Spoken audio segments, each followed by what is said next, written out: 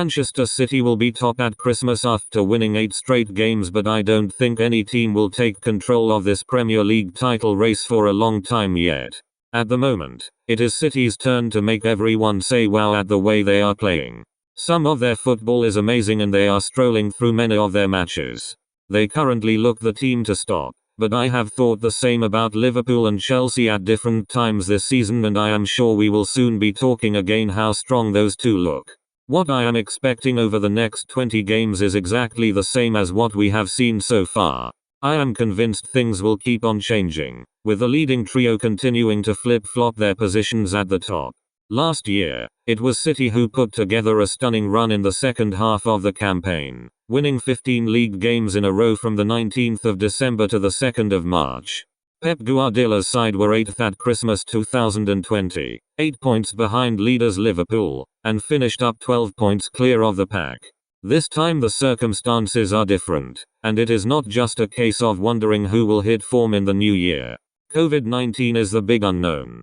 Outbreaks have already affected most clubs, and we don't know how that will continue to impact each team or the fixture list in the coming weeks. I am sure there will be more games postponed, but I am not surprised the Premier League decided to press on with the festive schedule as planned. The vast majority of clubs want to continue if they possibly can, and I agree with their decision. Otherwise, in a couple of months the same clubs would be asking how they are going to fit all their games in. Now, we all want to see the players jabbed and vaccinated as much as possible, because that will keep more games on and help with everyone's safety. Chelsea boss Thomas Tuchel wanted to postpone their game at Wolves last Sunday because of COVID, then saw his side draw, losing more ground to City and Liverpool. Just 2 months ago, Chelsea looked brilliant and especially strong defensively. Now, they have started conceding and have dropped points in 5 of their past 8 league games. Part of the reason they have stuttered is injuries. I get that.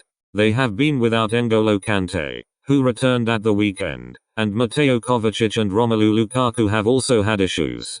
Lukaku, who I saw as probably the most important signing that any club made last summer, has not started a Premier League game since the 16th of October. He has not scored in the top flight since the 11th of September, but Chelsea were coping pretty well without him until recently. Not anymore.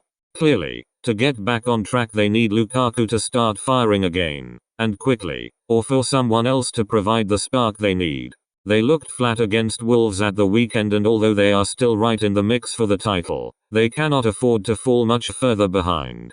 Liverpool also lost some key players to COVID last week, but their biggest worry is probably how they will cope in January when Mohamed Salah and Sadio Mane are away with Egypt and Senegal at the Africa Cup of Nations. If that tournament goes ahead, Salah and Mane might only end up missing 2 league games each, but it could be 3 or 4. In a title race this tight, that could be enough to cost Jurgen Klopp's side the big prize.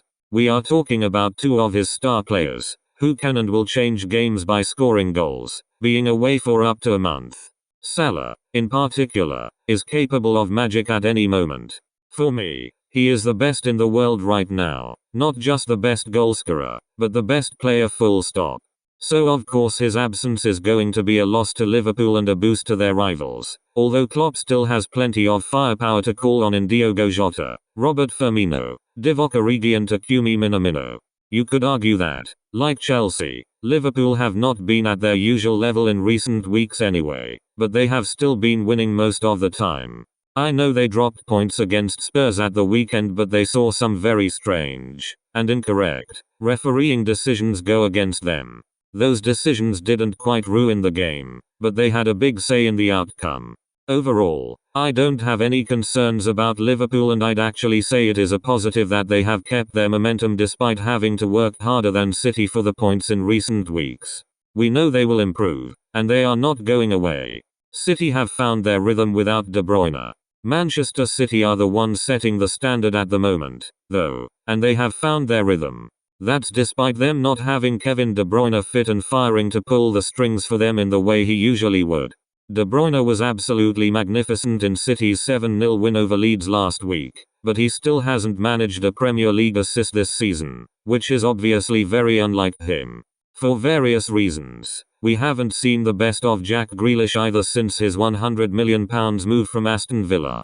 City haven't missed them because of how good Bernardo Silva has been, and, on top of that, Rodri in midfield and Ruben Dias at the back have both been superb. It's hard to find many weaknesses with City, and Guardiola will feel there is more to come from his team too. Liverpool and Chelsea will have to be at their very best if they are going to overhaul them.